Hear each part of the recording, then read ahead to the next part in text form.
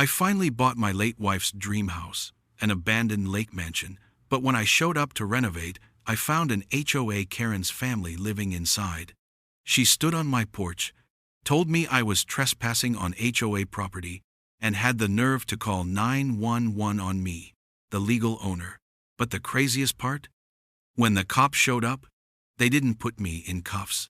They pulled me aside and revealed the one secret about her that was about to bring her entire fake kingdom crashing down. Where are you watching this story from? Drop it in the comments below. And if you believe every homeowner deserves to feel safe in their own home, hit subscribe, because you are about to watch a fake queen get dethroned. The key felt cold in my hand, colder than the metal it was made of. It represented 12 years of double shifts, of packing my own lunch, of saying no to vacations I knew Jackie would have loved. She'd seen the house once, years ago, on a Sunday drive around the lake. "Oh, Mike," she'd whispered, her hand on my arm. Imagine the grandkids running down that lawn to the water. She was gone before we saved enough, but the dream wasn't. When the bank foreclosed on the place last month, it felt like a sign. I didn't just bid on a house. I was buying back a piece of a life we were supposed to have. Pulling up the long, gravel driveway, my old Ford F-150 felt small against the grand, sweeping porch and tall windows. It was a little worn down, sure, but it had good bones. Jackie would have loved the bones. I killed the engine and just sat there for a minute, the silence of the lake wrapping around me. This was it. The first day of the rest of my life. I grabbed my toolbox from the back and walked up the stone steps. Time to see what needed doing. I slid the new key into the lock, but it didn't turn. It didn't even go all the way in. I looked closer. The deadbolt housing was scratched, and the lock itself felt loose. Then, I saw it. The hasp, the metal loop the bolt slides into on the doorframe, was gone, not broken off, neatly unscrewed. My hand went from the key to the doorknob. With a gentle push, the heavy oak door swung open with a quiet creak. My heart started a low, heavy drumbeat against my ribs. A firefighter's brain runs on instinct. An unlocked door on a vacant property means one of two things: kids messing around or squatters. Neither was good. I stepped inside, my work boots silent on the dusty marble floor of the foyer. The air didn't feel stale or abandoned. It smelled like coffee, freshly brewed. My eyes scanned the grand living room to the left. A fleece blanket was folded neatly over the arm of a sofa I didn't own. A laptop sat on a coffee table, its little charging light glowing a soft blue. My gaze drifted toward the kitchen. In the sink, a single coffee mug, still wet, sat next to a half-empty bag of expensive beans. On the counter, a bag of groceries. Fresh milk, eggs, a loaf of artisan bread. The washing machine, tucked away in a small utility room off the kitchen, was running. A low, rhythmic humming that said, "Home." But it wasn't my home. Not yet. This felt different from squatting. This was living. Someone was treating my house, Jackie's dream house, like their own personal lakeside retreat. I pulled out my phone, ready to call the sheriff's office, when I heard a car door slam outside. Footsteps crunched on the gravel, fast and angry. Before I could move, the front door, which I'd left ajar, was thrown open. A woman in her late 50s stood there, silhouetted against the bright afternoon Sunday. She had a clipboard clutched in one hand like a weapon, and a look on her face that could curdle milk. Her blonde hair was sprayed into a perfect, immovable helmet. Behind her, a younger man, maybe late 20s, stepped into view. He was built thick and wore a black vest with too many pockets, trying to look like some kind of off-duty cop. He crossed his arms and glared, a carbon copy of his mother's aggression. The woman pointed the clipboard at me. "Who are you? What are you doing in this house?" Her voice was sharp, accusatory. I held my hands up slowly, a gesture to show I meant no harm. "My name is Mike Granger. I own this house." The woman let out a short, ugly laugh. "No, you don't." This house is under the jurisdiction of the Lakeside Meadowlands Homeowners Association. It is common property pending resolution of the foreclosure. You are trespassing. Behind her, the son took a step forward. You heard my mom. You need to leave. Now. I took a breath, trying to keep my temper in check. I'd dealt with every kind of frantic, panicked, and downright crazy person in 30 years with the fire department. This was just another Tuesday. I pulled the folded deed from my back pocket. Ma'am, with all due respect, I have the deed right here. The sale closed last week. The county records are clear. This is my property. She didn't even glance at the paper. It was like I was speaking a different language. That piece of paper means nothing, she snapped. Our bylaws supersede a foreclosure sale when the property is in arrears on HOA dues, which it was. This is an internal HOA matter. She pulled out her phone. I'm calling the police. I have an intruder in an HOA-managed residence. I stood there, stunned into silence, as she dialed 911. Her voice changed, becoming higher, laced with a fake tremor of fear. Yes, I need an officer immediately. There's a man in one of our homes. He's claiming he owns it, but he's very aggressive. She looked right at me, a smug little smile playing on her lips. Her son mirrored it, his chest puffed out. They were enjoying this. 2 sheriff's deputies arrived in less than 10 minutes.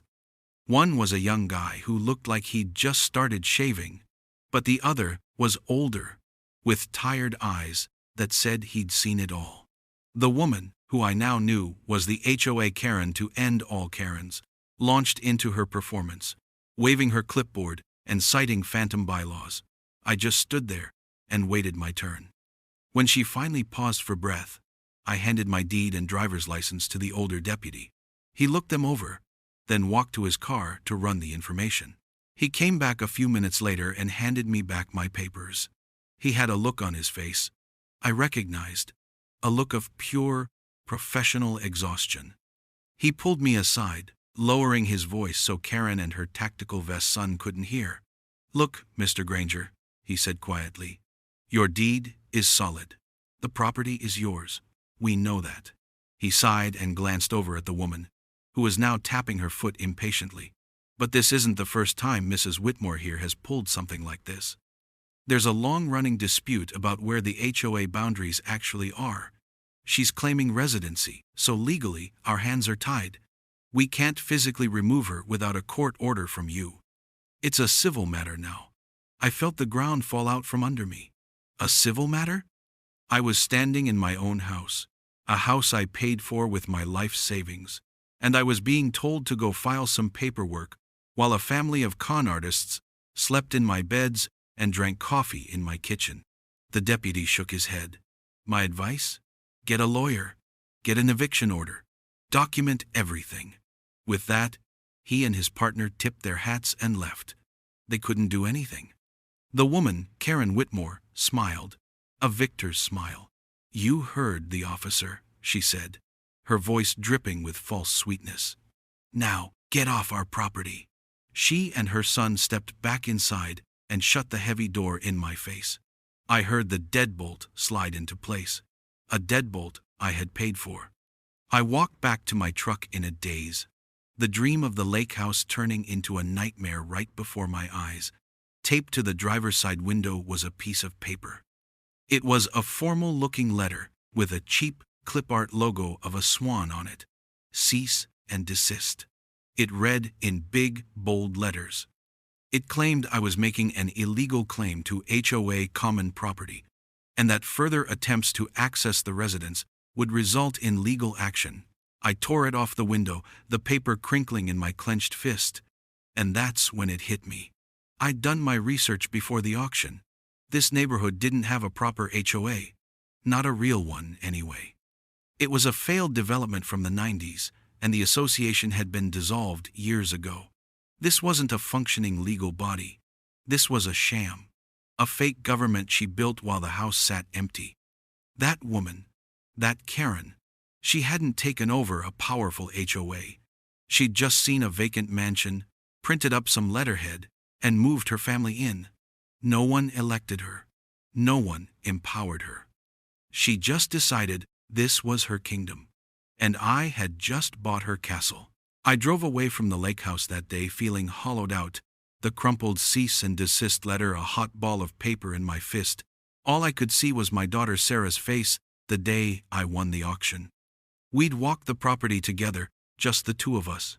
She'd lost her husband Mark in Afghanistan the year before, and the light had gone out in her eyes. Standing on the overgrown lawn that sloped down to the water, she'd given me a real smile for the first time in months. "Mark would have loved this, Dad," she'd said, her voice thick. "He always talked about teaching the kids to fish on a lake just like this." I put my arm around her shoulder. "That's the plan, sweetheart. This is our rebuild. For all of us." We stood there, looking at the big, empty house. And it didn't feel empty at all. It felt full of promise, of second chances. That feeling was gone now, replaced by a cold, simmering anger. A man like me, a fire captain, you spend your life running on process. You see a problem, you find the right tool, you fix it. Karen Whitmore was the problem. Reason, I figured, was the first tool to try. The next morning, I found the address for the Lakeside Meadowlands HOA online. It wasn't a commercial building. It was a house, 3 blocks over from mine. A neat little ranch-style home with an unnaturally green lawn and a plastic flamingo stabbed into a flower bed. The HOA office was exactly what I expected. A converted 2-car garage. A cheap folding table served as a desk, piled high with binders and loose papers. A crooked sign, printed on a home computer, was taped to the wall. HOA business, by appointment only. Karen Whitmore sat behind the table, a queen on a thrift store throne. She didn't look surprised to see me. She looked pleased, like she'd been waiting. "Mr. Granger," she said, not bothering to stand up. "I trust you received my letter." I kept my voice level.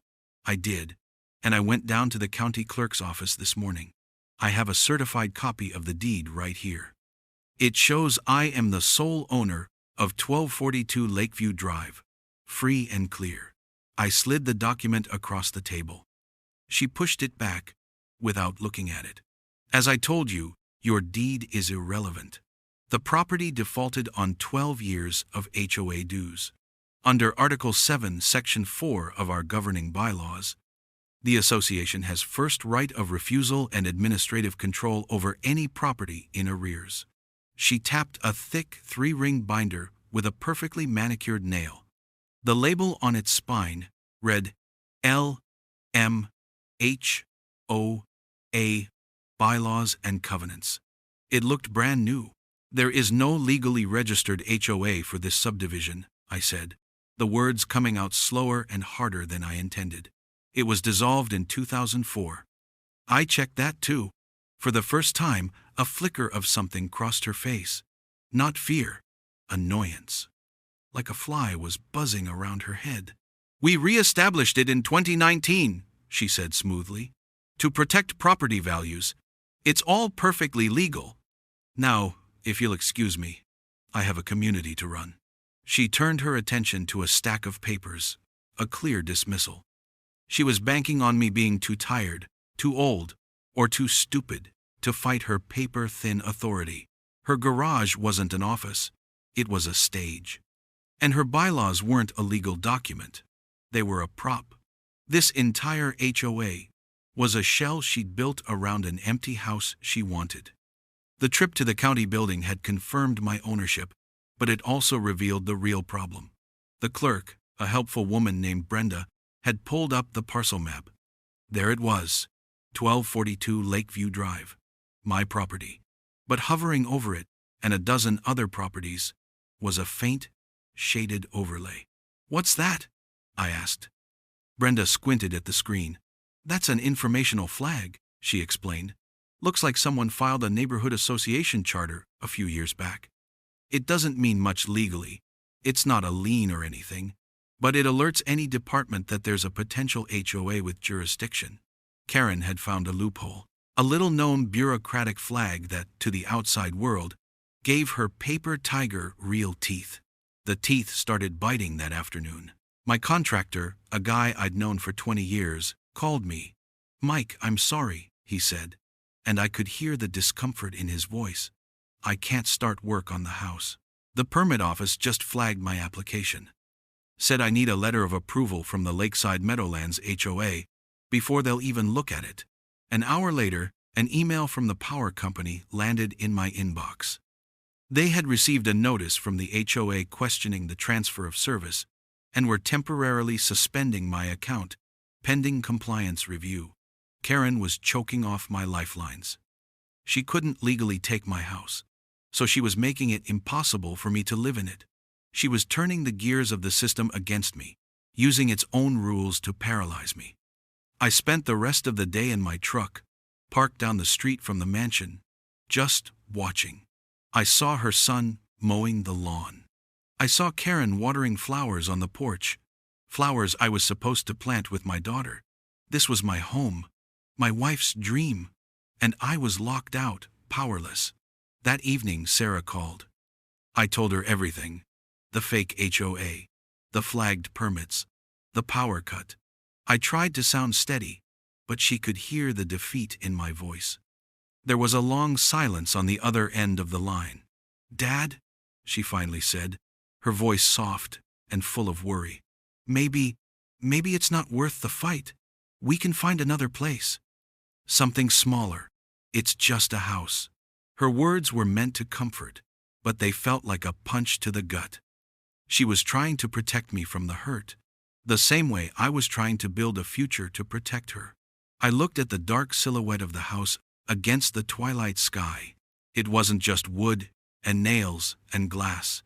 It was a promise, a last connection to Jackie, a new start for my grieving daughter. It wasn't just a house. It was a stand. "No," I said, my voice flat and hard as steel. "It's worth it." My decision to fight back wasn't made with a roar. It was a quiet click, like a switch being flipped in a dark room. The next morning, I parked my truck down the road, well clear of my own driveway, and started walking the perimeter of my property line with a notepad and a tape measure. I wasn't there for 10 minutes before Karen's son, Jeremy, came marching down the lawn. He still wore that ridiculous vest, a walking surplus store advertisement. He stopped just on his side of what he thought was the property line. "You're creating a disturbance," he announced, his voice a little too loud. "We're getting noise complaints." I looked at my tape measure, then back at him. "It's 7:30 in the morning," I said. "And this is a tape measure." "It's silent." He just stared at me. "Mom said, you're not allowed to conduct any business on HOA land." That night, I found a notice tucked under my windshield wiper. It was a fine.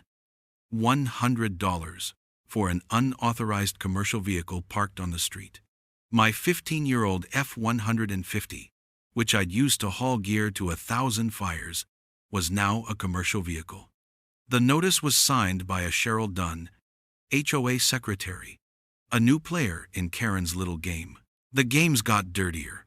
An email went out to the neighborhood mailing list, a list I wasn't on but which was forwarded to me by a blocked address a few days later. It was a masterpiece of passive aggression, a gentle reminder to all residents, it began. "We've had reports of an unknown individual attempting to claim ownership of a community asset. Please do not engage with him, as he has exhibited threatening behavior towards association leadership. The authorities are handling it." Threatening behavior? My conversation in her garage must have really rattled her. The whispers started. I tried to speak to a man out walking his dog, just to ask a simple question about trash day. He saw me coming, did a sharp U-turn, and practically sprinted back to his house. Another neighbor, a woman tending her garden, suddenly found the ground intensely interesting the second I waved at her. Karen was turning the whole block against me, painting me as some kind of dangerous squatter. She was isolating me on my own turf. On weekends, I'd see a dozen cars parked outside the lake house. She was hosting wine nights on my back patio. informational sessions to solidify her narrative. I could see them through the windows, laughing and sipping Chardonnay while I sat in my truck a block away, documenting every car that came and went. I started recording everything. My phone was always on, filming from my shirt pocket whenever I was near the property. I bought a dash cam for the truck that recorded audio and video, front and back. Every bogus fine, every threatening email, every sighting of her son, patrolling the street with a high-powered flashlight at night, went into a binder. I was building a case, brick by methodical brick. My break came from an old-timer named George, who lived in a small cottage at the end of the cul-de-sac. I saw him out on his dock one afternoon, fixing a broken piling. He looked up as I approached, his face weathered and suspicious. I kept my distance. "Just wanted to admire your handiwork," I said, nodding at the dock. "Looks like you know what you're doing," he grunted, not looking away from his work. "Been doing it 50 years. You learn a thing or two." I decided to take a chance. "My name's Mike. I'm the guy who bought the old mansion." George finally stopped hammering and straightened up. He looked me over for a long moment. "Heard about that," he said. "Heard you're having some trouble with the Queen." I let out a small laugh. "You could say that. She seems to think she owns my house."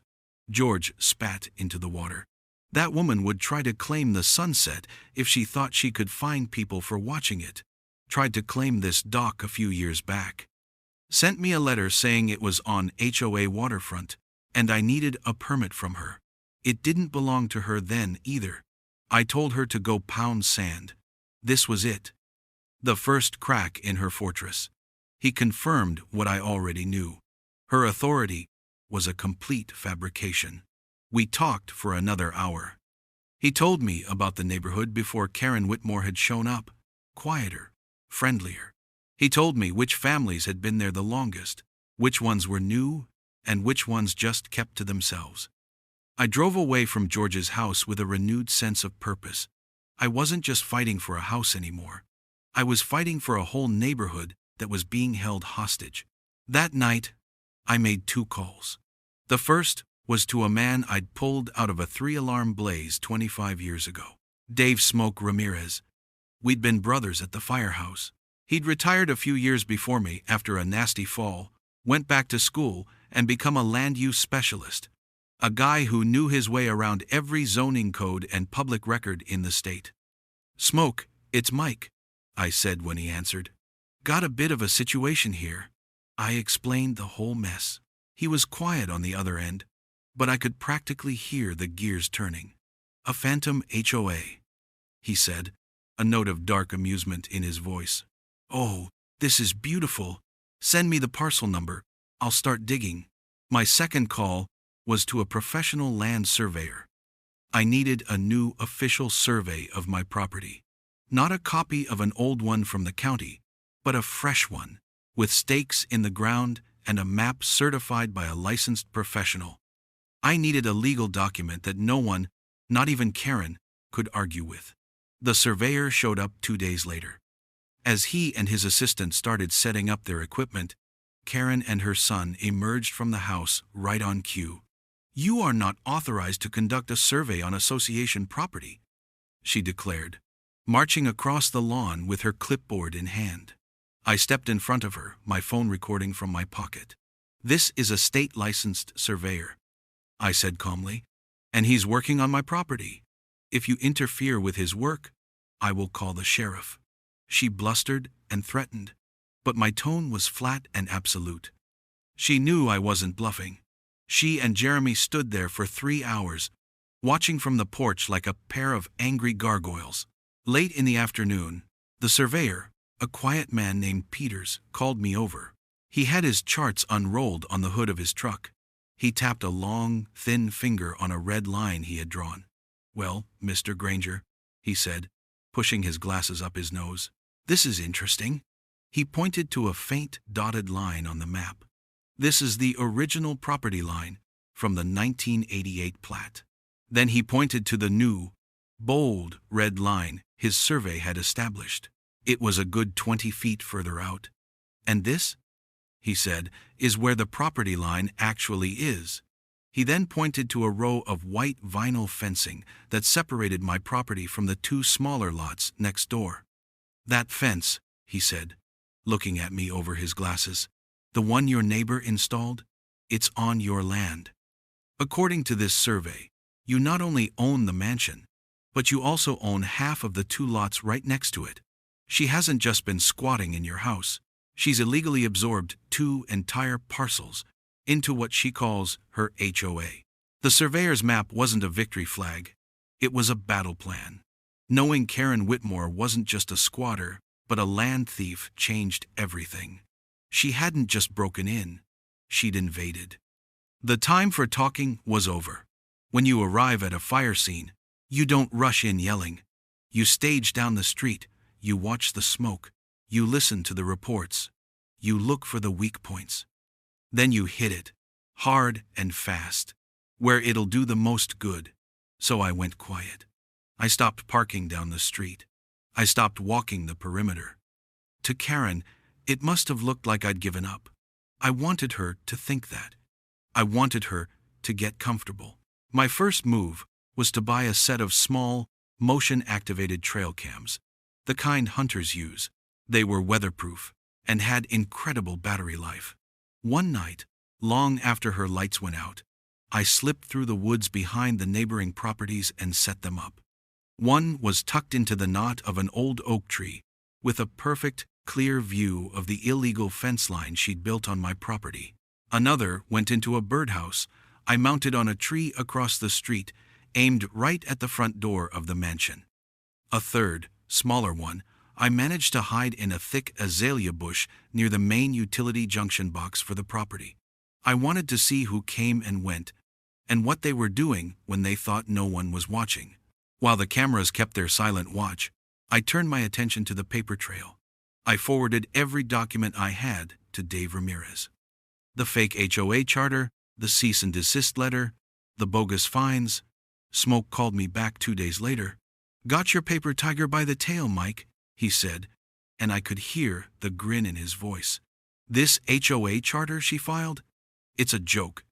She filed the initial articles of incorporation with the state, which is what creates that flag in the county system. But she never filed the follow-up documents.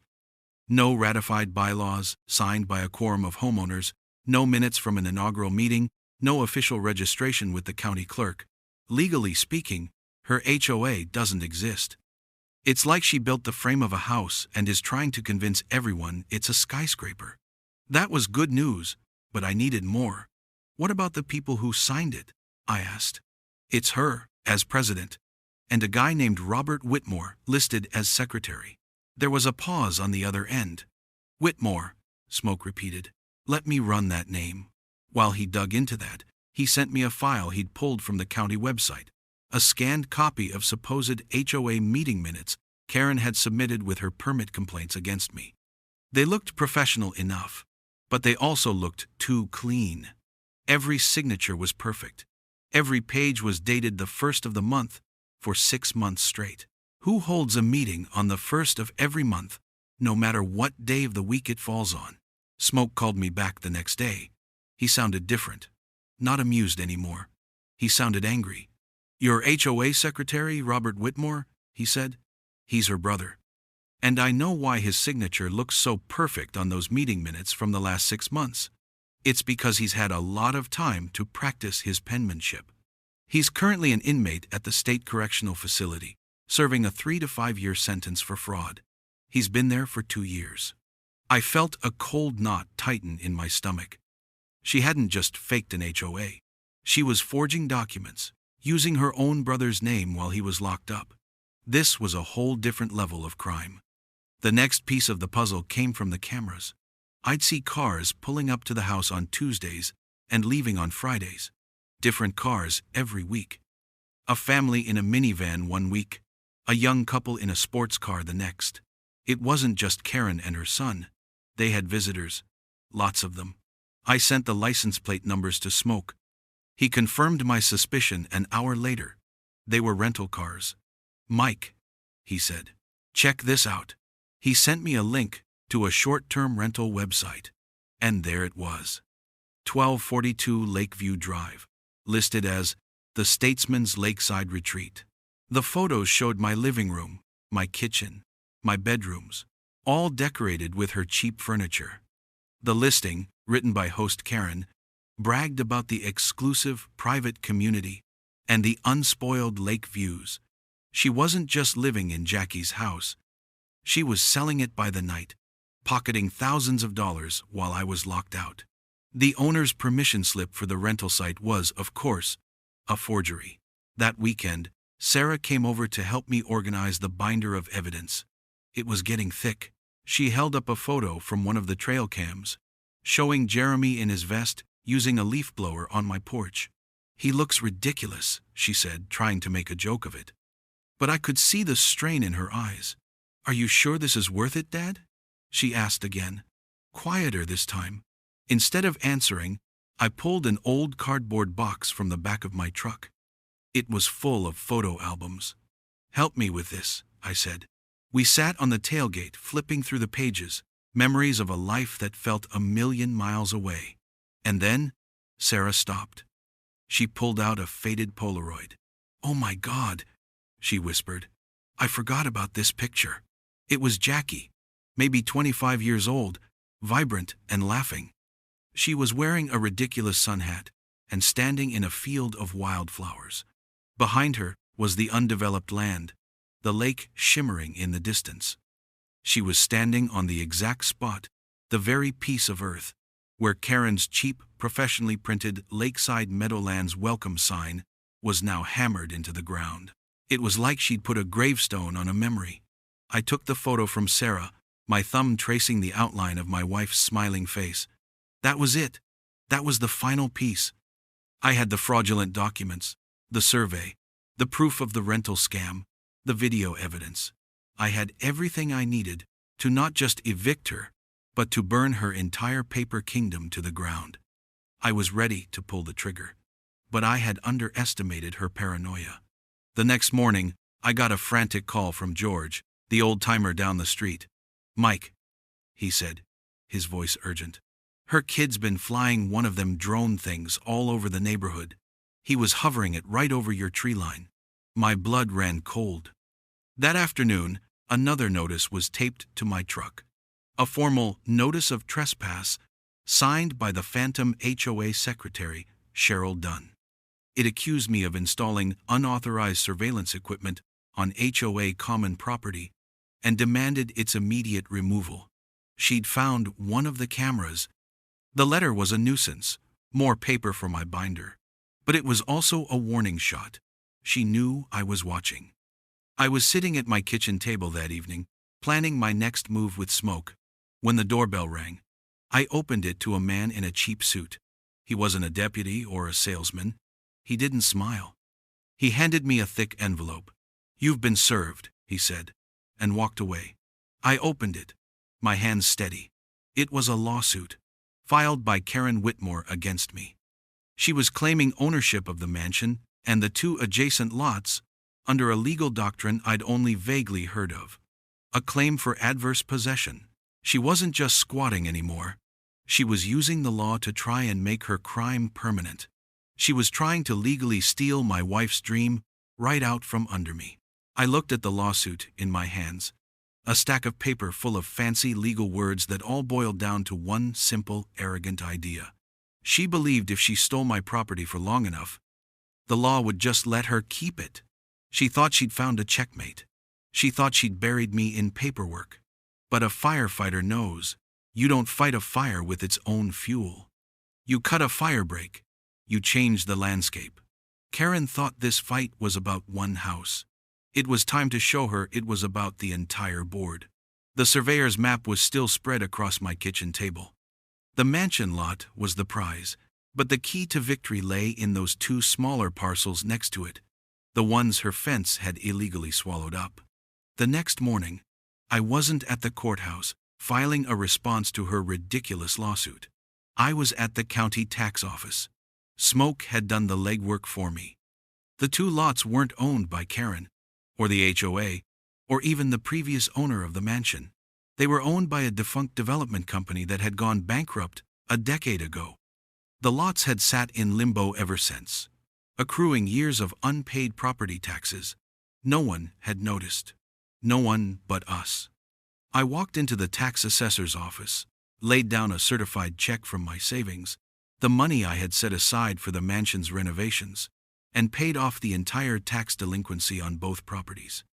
In our state, any citizen can pay the back taxes on an abandoned property, and once they do, after a short grace period, they can file for the title. Karen had built her fence on that land, mowed its grass, and hosted wine parties there, thinking she was establishing a claim. All she'd really done was act as the unpaid groundskeeper for my new investment. She never bothered to check who actually owned the land. She just assumed it was hers for the taking.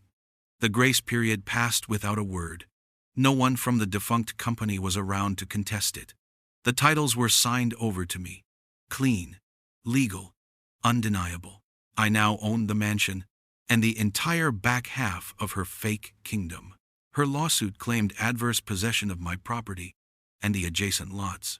But you can't adversely possess something from the person who just legally bought it. Her entire case had just collapsed, and she didn't even know it yet. My next move was quieter, but sharper. Armed with my 3 deeds, the official survey, Smoke's research on her fraudulent incorporation, and my binder of evidence, I filed a formal petition with the county's oversight board. The petition was simple. It called for the immediate and permanent dissolution of the Lakeside Meadowlands Homeowners Association. My argument was ironclad. 1. Failure to meet legal standards of operation. 2. Operating without proper registration. 3. Corporate fraud, demonstrated by the forgery of an incarcerated officer's signature. And 4. Failure to meet quorum, as my properties now constituted a significant portion of the so-called HOA's territory, and as the owner, I did not recognize their authority. I was using the system not to fight her, but to erase her. The county was legally obligated to investigate. By law, they had to post a public notice of the petition and the upcoming hearing. I made sure to be there the day the county official, a young man who looked like he hated his job, arrived. I watched from my truck as he hammered a large, bright orange sign into the manicured lawn in front of the stolen welcome sign. The notice announced an emergency public hearing to discuss the legal standing and potential dissolution of the HOA. Karen stormed out of the house the second the county truck drove away. I saw her read the sign, then read it again. I saw her pull out her phone, her face turning from its usual smug pink to a blotchy, furious red. She was yelling into the phone, waving her free hand in the air. The firebrake was cut. Now, it was time for the backburn. She panicked, just as I knew she would. An email blast went out to the entire neighborhood an hour later, full of exclamation points and capital letters. It called an emergency HOA meeting for the following evening at the local community center. The agenda? To address the malicious and unfounded attacks on our community's integrity by an outside agitator. She was trying to get ahead of the story, to rally her troops and control the narrative before the official county hearing. It was the exact mistake I'd been counting on. I spent the day on the phone. My first call was to George, the old-timer from the dock. My second was to 2 other homeowners he'd put me in touch with, families who had been there for decades. They told me stories of Karen's bullying, of fines for bird feeders and threats over holiday decorations. They also told me they were listed as founding members of her re-established HOA, a fact they had never been told. They'd never attended a meeting, never voted on bylaws, and certainly never elected Karen Whitmore as president for life. They had been members on paper only, used to give her a fraudulent claim to legitimacy. They all agreed to be at the meeting. My final call was to a number Smoke had given me. A reporter for a local TV news station who ran a recurring segment called Corruption in Housing. I told him I had a story about a fraudulent HOA, complete with forged documents and video evidence of a rental scam. I told him where and when the meeting was being held. He sounded very, very interested. The next evening, I walked into the community center meeting hall. It was packed. Karen and her sidekick, Cheryl Dunn, were at a table up front, stacks of paper laid out before them. Karen was working the room, giving hugs and patting shoulders, playing the part of the beloved community leader under siege. She saw me walk in, and her smile tightened. She hadn't expected me to show up to my own execution. I took a seat in the back row, my binder in my lap, and waited. With me were George and the 2 other families. We were just 4 people in a room full of her supporters. I could feel their eyes on me, hostile and suspicious. They saw the villain from Karen's emails. They had no idea they were about to meet the man who owned half their neighborhood. The meeting started. Karen stood up, her voice trembling with practiced outrage. She began her speech about community values and protecting property prices from outside threats. And that's when the doors at the back of the hall opened. A man with a microphone and another man with a large camera on his shoulder walked in. Karen stopped mid-sentence, her mouth hanging open. The news crew wasn't supposed to be there. This wasn't on her script. The camera's red recording light flickered on. A single point of fire in the stuffy room. The low hum of neighborhood gossip died instantly.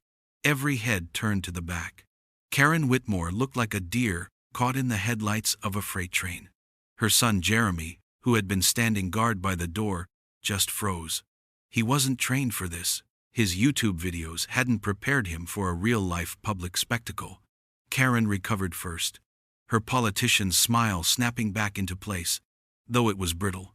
"This is a private meeting," she squawked, pointing a trembling finger at the camera crew. "You have no right to be here." The reporter, a calm man in his 40s, didn't flinch. "This meeting was publicly announced, ma'am. We're here to cover the dispute over the Lakeside Meadowlands HOA." Just then, another person stepped through the doors behind the news crew. A man in a county-issued polo shirt, holding a clipboard of his own. The real kind. "Evening, everyone," he said, his voice carrying easily through the silent room. "My name is Arthur Jennings. I'm from the County Planning and Oversight Board.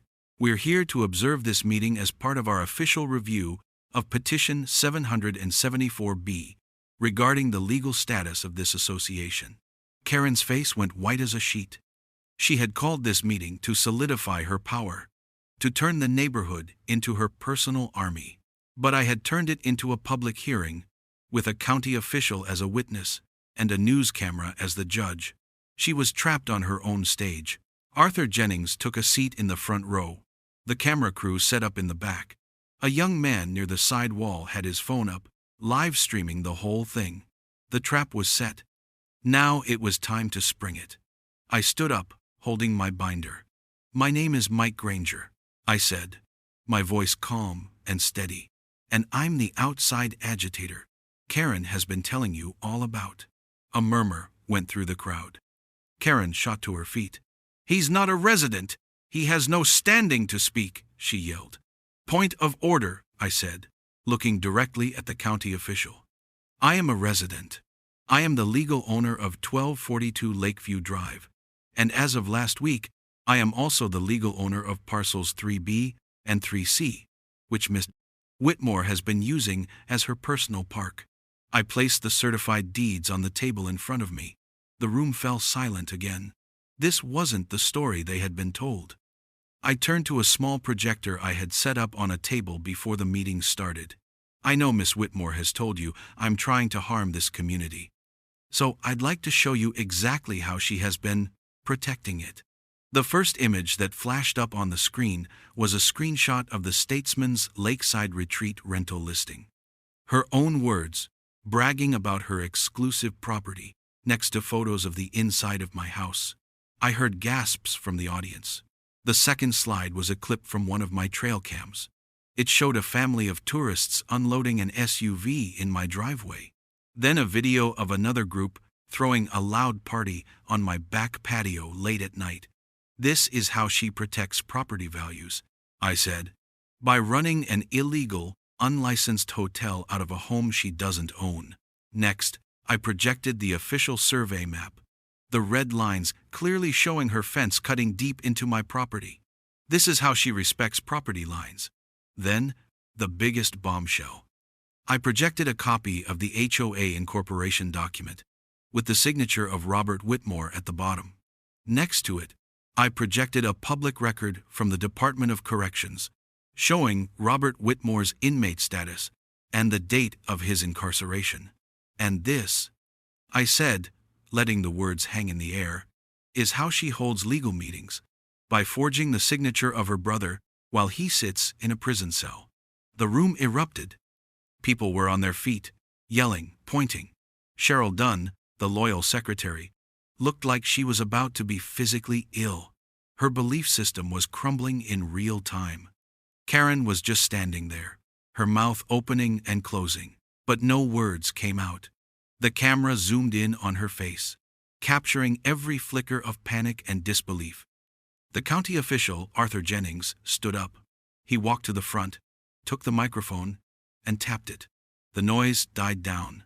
Based on the evidence presented tonight, he said, his voice ringing with official authority, and the findings of our preliminary investigation, the County Oversight Board is exercising its emergency authority. As of right now, 9:14 p.m., the charter for the Lakeside Meadowlands Homeowners Association is provisionally dissolved, pending a final fraud investigation. It was over. With a few words, he had vaporized her entire empire. The sheriff's deputies, who I had asked to wait in the parking lot, walked in. They weren't there for me this time. One of them handed Karen an envelope. It wasn't a fine. It was an order to vacate my property, effective immediately. She looked at the paper, then at me. Her face was a mask of pure, unadulterated hatred. "You have no right!" she shrieked. For the first time all night, I spoke directly to her. I didn't raise my voice. I didn't need to. "That house was my wife's dream," I said, loud enough for everyone to hear. "You lived in it like it was trash. I came here to rebuild something. You just wanted to rule something." The dam broke. Karen turned and shoved her way through the stunned crowd, a storm of fury and humiliation. Jeremy scrambled after her like a scared puppy. The room was silent for a moment after she was gone. Then, in the back, old George started to clap. It was a slow, steady rhythm. Then someone else joined in, then another. Within seconds, the whole room was applauding. Neighbors who had avoided my gaze for weeks were now smiling at me, nodding in respect. George walked up to me and clapped me on the shoulder. "It's about time," he said, his voice gruff with emotion. "It's about time someone like you ran this block." I looked around the room, at the faces of my new neighbors, at the empty space where Karen's podium had been. The war was over, and I had won. Of course, Karen Whitmore didn't go quietly. A queen doesn't give up her throne without a final, pointless tantrum. The vacate order gave her 24 hours. She used every minute of it. The day after the meeting, she posted a long, rambling video on a neighborhood social media page, a last-ditch effort to salvage her reputation. It was a bizarre performance, filmed on her phone as she walked through my house, tearfully describing the violent takeover of their community by a corporate developer. That was me, apparently. She claimed I had doctored the documents and bribed the county official. A few of her die-hard supporters left sympathetic comments, but most of the replies were links to the local news story which had aired that morning. Her lies were being fact-checked in real time by the very neighbors she was trying to fool. Her last act of defiance was pure, petty vandalism. In the middle of the night, just before the deadline, one of my trail cams, the one hidden in the birdhouse, captured her walking up to my front door with a garbage can. She upended it, scattering coffee grounds, banana peels, and shredded documents all over the porch I had dreamed of sharing with my grandkids. It was pathetic, but it was also evidence. The camera recorded the whole thing in perfect, clear night vision. The next morning, when the sheriff's deputy arrived to ensure she was gone, I handed him the video file. He watched it on his laptop, sighed the weary sigh of a man who sees too much of human nature, and told me he'd be forwarding it to the district attorney's office with a recommendation for trespassing and vandalism charges. It was no longer a civil matter. She had crossed the line into a criminal one. The house, when I finally stepped inside, felt violated. There were scuff marks on the walls, a strange, sour smell in the air, and a layer of grime on everything. Her cheap furniture was gone, but she'd left behind a wake of neglect. It was just a building, but it felt like it needed to heal, just like the neighborhood. A few days later, George and some of the other longtime residents invited me to a cookout. As we stood around a grill flipping burgers, they talked about their relief, but also their worry. "What happens now, Mike?" one of them asked. "We don't want another HOA, but we need some way to keep the place looking good, you know?" I had been thinking about that. An HOA isn't about rules and fines, I said. It's about neighbors helping neighbors. That's all it should be. So, we created something new. Not an association, but a committee. The Lakeside Neighborhood Committee. No dues, no bylaws, no clipboard bullies. We elected 3 volunteers: George, a young mother named Brenda, and a retired accountant named Frank, to coordinate things like the annual cleanup of the lakefront or a shared snowplow service in the winter. It was all voluntary. It ran on mutual respect, not on threats. My first act as a landowner was to take down the illegal fence Karen had built. Then I went to the 2 families whose small yards had been cut in half by it. I showed them the survey, showed them that they were now my tenants. Before the fear could even register on their faces, I handed them a piece of paper. It was a lot line adjustment I'd had drawn up, gifting the 20 feet of my land they'd been using back to them, free and clear. I didn't want their land. I just wanted my property line to be honest. Finally, the real work began. The renovations. Sarah and I spent every weekend at the house. We tore out the stained carpets and refinished the beautiful hardwood floors underneath. We painted the walls a warm, inviting color that Jackie would have loved. We scrubbed and scraped and sanded, and with every bit of sweat, we washed away the memory of the squatters and brought the house back to life.